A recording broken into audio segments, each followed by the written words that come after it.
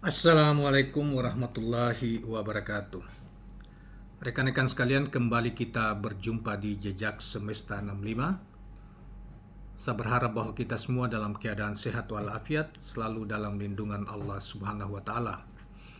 Kawan-kawan yang sekalian, pada kesempatan yang berbahagia ini saya ingin hadirkan satu ulasan dan berita penting terkait dengan masalah dinamika politik nasional, yaitu yang hari ini orang tidak banyak tahu, tetapi hari ini kemudian viral, berita menjadi berita besar, di mana rupanya Bapak Presiden Joko Widodo mengundang Pak Surya Paloh adakan pertemuan secara empat mata. Kemudian setelah pertemuan itu kita tidak tahu inti pertemuan pembicaraan yang lebih yang mungkin tidak diungkap di publik oleh Pak Surya Paloh. Setelah pertemuan itu Pak Surya Paloh kemudian menemui para kalangan pers yang mungkin telah mengetahui itu lebih duluan, sehingga menanti apa hasil pembicaraan antara Pak Jokowi dengan Pak Surya Paloh yang selama berbulan-bulan terakhir dikontraskan bahwa mereka berdua, Pak Jokowi marah besar dan mereka punya hubungan rusak. Pak Jokowi tidak lagi, seakan-akan tidak lagi akan bertemu dengan Pak Surya Paloh, demikian juga sebaliknya, karena hanya Nasdem mendeklarasikan Anies Rashid Baswedan. Saudara sekalian masih ingat di video-video yang lain pada awal tahun ini, saya tidak percaya, bahkan akhir tahun yang lalu, ketika semua seakan dikontraskan antara hubungan Pak Jokowi dengan Pak Surya Paloh, saya kemudian mengatakan jangan-jangan ini adalah by design.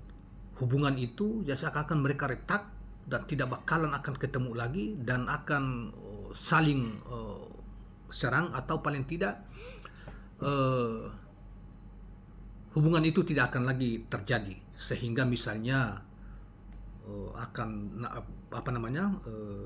Nasdem dikeluarkan dari koalisinya Pak Jokowi dan lain sebagainya. Tetapi dengan pertemuan Pak Jokowi dengan Surya Paloh hari ini terjadi, maka banyak hal yang selama ini dipersepsikan ke publik, baik oleh media sosial, di media elektronik, di media yang lain, bahkan masyarakat luas, bahkan para analis dan lain sebagainya, para politisi, itu seakan-akan sirna begitu saja, karena karena hubungan pribadi antara keduanya ini cukup kuat. Dan sekali lagi saya mengatakan Pak Surya Paloh dengan Nasdem sejak awal tahun 2014 telah memberi nominasi dan berjuang habis untuk pemenangan Pak Jokowi, tentunya bersama ke partai-partai lain seperti PDIP, dan juga di periode kedua. Dan tentunya Pak Jokowi pasti akan memahami bahwa memang capres-cawapres itu kan memang otonominya partai-partai, dan partai-partai atau orang seperti Pak Surya Paloh tentu ingin membuat menjadi kingmaker bagi calon-calon mereka atau capres dan cawapres yang akan datang, bersama juga dengan Ibu Megawati dengan Ganjar, maupun Prabowo dengan dirinya sendiri, karena mereka adalah pimpinan partai semuanya, sehingga mereka ingin pemilu atau pertandingan itu sehat, demokratis, tetapi mereka juga ingin bekerja keras untuk memenangkan calon-calon mereka. Nah, kawan-kawan sekalian, sebentar lagi kita juga akan, dalam video ini kita akan hadirkan foto dari Pak Surya Paloh, ya, kemudian juga konferensi macam pernyataan pasca pertemuan Pak Surya Paloh dengan Presiden. Surya Paloh tentunya memberi keterangan dengan video yang pendek sekitar 2 menit ininya. Nah, tetapi saudara sekalian, hari ini dimuat, misalnya kita ambil berita ini dari Gelora Media, ya, tanggal 18 Juli 2022, kita bacakan keterangan Pak Surya Paloh yang tertulis dalam Gelora Media ini, dan mungkin sedikit ulasan yang kita sudah lakukan sebagai pendahuluan tadi. Saudara sekalian, nama bakal calon wakil presiden, baca pres pendamping Anies Rashid Baswedan turut menjadi topik pembicaraan saat Ketua Umum Partai Nasdem Surya Paloh bertemu dengan Joko Widodo di Istana Negara Senin sore 17 Juli 2023. Hal ini sebagaimana diungkap Surya Paloh kepada wartawan di Nasdem Tower, ya. Ungkap Surya Paloh di Nasdem Tower Jalan Gondandia, Jakarta Pusat, Selasa siang, 18 Juli 2023. Nah, Pak Jokowi juga tanya siapa nih wakil presidennya Anies ini, katanya. Saya bilang saya belum mikirin itu, katanya, sambil tertawa. Surya Paloh mengatakan pihaknya belum dapat membocorkan nama cawapres kepada Jokowi. Alasannya karena keputusan itu adalah wewenang Anies Rashid Baswedan. Ya, saya bilang saya belum memahami, barangkali Pak Anies yang paling tahu. Yaitu aja kira-kira begitu, katanya. Disinggung mengenai adanya tawaran dari Jokowi terkait sosok pendamping Anies, Surya Paloh menjawabnya normatif. Saya nggak menawarkan, tapi probability-nya itu bisa saja, dan itu bagus, kemungkinan ke arah yang bisa saja. Tetapi konteks yang jawaban Pak Surya Paloh yang dikutip di sini sebetulnya adalah ada wartawan lain mungkin menanyakan tentang sesuai dengan video yang kita lihat, menanyakan tentang apakah ada kemungkinan pertemuan antara Pak Jokowi dan Anies Rashid Baswedan sebagai capresnya Nasdem dan PKS serta Partai Demokrat. Maka konteks jawaban terakhir inilah sebetulnya yang dijawab oleh Pak Surya Paloh, yaitu dan dia mengatakan bahwa saya nggak menawarkan, tapi kemungkinan, ya, probability itu bisa saja dan itu bagus. Kemungkinan ke arah itu bisa saja terwujud, yaitu pertemuan antara Anies Rashid Baswedan dengan Pak Jokowi.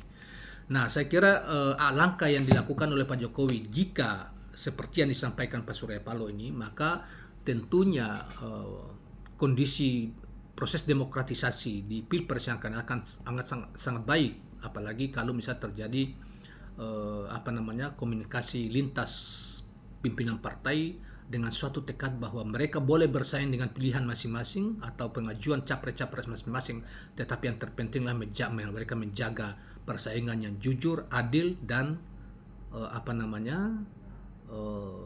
saling menjaga, demokratis, ya, saling menjaga sehingga untuk kepentingan bangsa ini, sehingga proses demokrasi itu dijalani dengan dengan damai, sebagai suatu pesta, walaupun itu pilihan rakyat, tetapi sebagai suatu pesta yang demokrasi yang menggembirakan. Nah, saya kira langkah yang diambil oleh pertemuan antara Pak Surya Paloh dengan Bapak Presiden Jokowi ini mencairkan semua yang awal tadi kita sudah katakan, bahwa ke depan saya kira akan situasi pemilu Pilpres yang akan datang akan begitu bagus, kondusif, di mana Pak Jokowi mengambil langkah di tengah mengambil langkah-langkah untuk transisi demokrasi yang damai, transisi demokrasi yang menggembirakan, suasana demokrasi yang jujur, demokratis, dan lain sebagainya. Itu luar biasa. Setelah, sebagaimana kita tahu bahwa beberapa bulan yang lalu memang ketika ada kata-kata Pak Jokowi bertemu dengan para media, kru media, dan di elektronik maupun di sosial dan lain sebagainya, dia mengatakan dia akan cawe-cawe sebagai di pemilu 2024 yang akan datang. Bahkan jauh sebelumnya juga ada pertemuan ketua-ketua partai dalam koalisi di Istana Negara, itu juga banyak diprotes orang dan kemudian menjadi riuh situasi politik nasional kita. Tetapi dengan pertemuan Pak Jokowi dengan Pak Surya Paloh ini, setidaknya itu mencairkan semua itu, dan akan kita berharap ke depan situasi politik nasional di akhir masa jabatan presiden dan di Pilpres yang akan datang, di pemilu juga, itu akan berlangsung dengan bagus, dengan bahagia, dengan gembira, dan tentu dengan pilihan-pilihan kritis yang masing-masing. Dan tentunya mereka akan memperlihatkan juga kedewasaan dalam politik demokrasi, terutama para capres-capres dan cawapres yang mereka usung.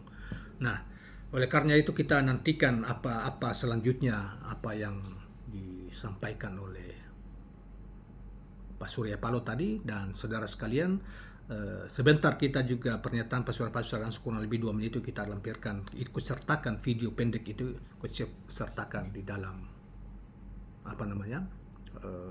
YouTube kita ini. Kawan-kawan sekalian, saya berharap bahwa jangan lupa subscribe, like, dan share channel ini. Assalamualaikum warahmatullahi wabarakatuh. Ya, suasana kekeluargaan sekali. Itu saya harus jujur mengatakan itu. Dan Saya pikir ini bagus sekali, karena memang ini yang kita butuhkan. Suasana kita menghadapi pemilu tahun 2024 yang waktunya tidak terlalu lama lagi di depan mata kita. Bagaimana kalau bisa semua para elit bangsa ini ada suasana yang menyambutnya itu tidak dengan ketegangan, kekakuan, apalagi dalam suasana yang gundah, gulana. Kalau bisa kita bawa sedikit lebih rileks, saya pikir bagus. Masalah pilihan masing-masing, memang itulah esensinya demokrasi kan. Dan semakin matang kita dalam pemahaman untuk mengaktualisasikan arti keberadaan kita dalam sistem dan model demokrasi yang ada, semakin baik kita di dalam berbangsa dan bernegara ini. Nah, Pak Jokowi juga tanya, siapa ini wakil presidennya nih?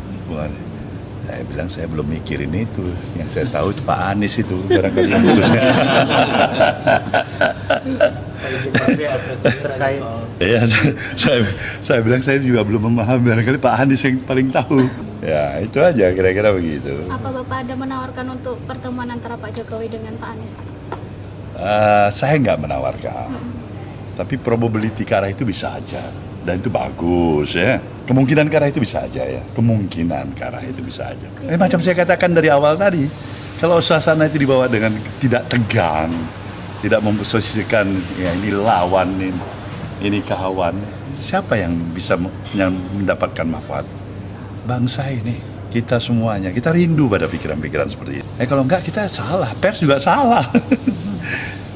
Ada fungsi peran kita kan untuk mengedukasi. Kalau enggak kita bahaya.